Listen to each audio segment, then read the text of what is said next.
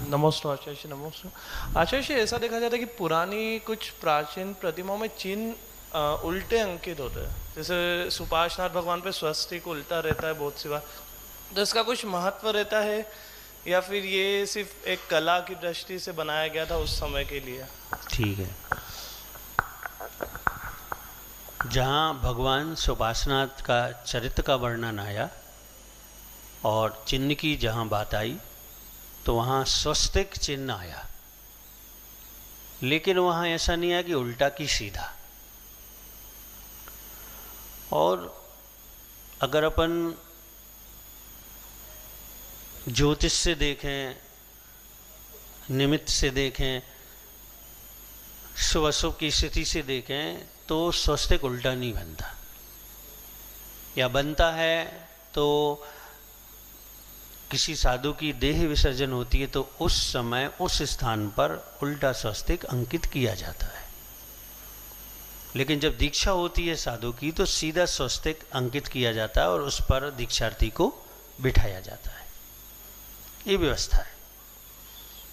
अब बहुत सी जगह प्राचीन प्रतिमाओं पर, क्योंकि नवीन अभी 10, 25, 30, 40 साल से जो बन रही उन पर तो सीधा स्वस्तिक ही अंकित होता है। प्राचीन प्रतिमाओं पे अधिकांश, कहीं कहीं, सब पर नहीं, लेकिन फिर भी 40% तो मान लो आप, स्वस्तिक अंकित हुआ मिलता है, उल्टा स्वस्तिक। तो अब हमें कोई साथ में जानकारी नहीं मिली कि उल्टा क्यों है, तो अब सिर्फ व्यक्तिगत चिंतन कर सकते हैं, क्योंकि आगम में भी कोई बात नहीं मिली कि भाई हो सकता हो कि लोग ये समझते हो कि भगवान सुपार्श्वनाथ का उल्टा स्वस्तिक चिन्ह है, किसी भी अपेक्षा से हो सकता है, 100% तो नहीं कह सकता। तो उस समय वो प्रथा चल गई।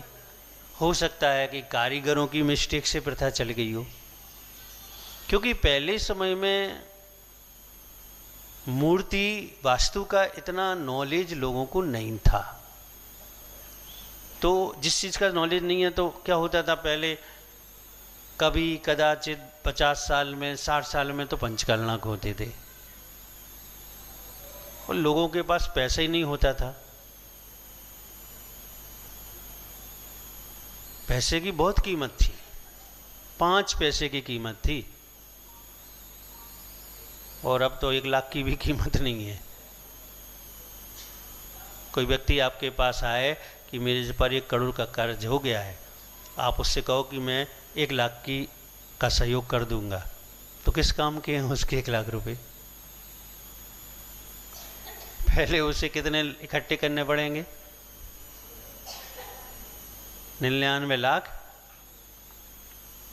तब जाके आपका 1 लाख उसके लिए कुछ कीमत रख पाएगा, वरना कोई कीमत नहीं है उसकी। लोग पहले 1-1 पैसा जोड़ते थे। मुझे याद है कि मेरे घर में जो बुजुर्ग थे वो करीब 95-96 साल में गए, तो वो बताते थे कि उन्होंने एक मूर्ति रखवाई थी 2.5-3 इंच की, और वो मूर्ति उस समय 60 पैसे की आई थी।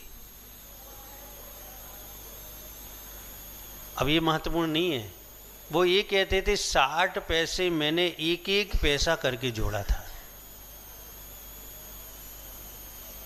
यहाँ ध्यान दें आप, आज तो महिलाओं के पास लाख खांड वैसे ही निकल आएंगे। हाँ, अगर निकालना चाहें तो, नहीं चाहें तो नहीं निकलेंगे, वैसे ही निकल आएंगे। और उन्होंने 1-1 पैसा कैसे जोड़ा, हम लोग उनसे पूछते थे, क्योंकि जब ऐसी चर्चाएं होती तो बच्चों को इंटरेस्ट भी होता है। तो बोले कभी इससे बच गया, रोज नहीं बचते थे 1 पैसा, महीने, 2 महीने, 3 महीने, 4 महीने में बच गया तो उसको रख लिया। फिर ऐसा कभी तो 10-15 साल में भी 60 पैसे उनके पास जुड़ पाते थे। तो उससे अब आप एक उदाहरण से देखिए तो सभी के उदाहरण हैं।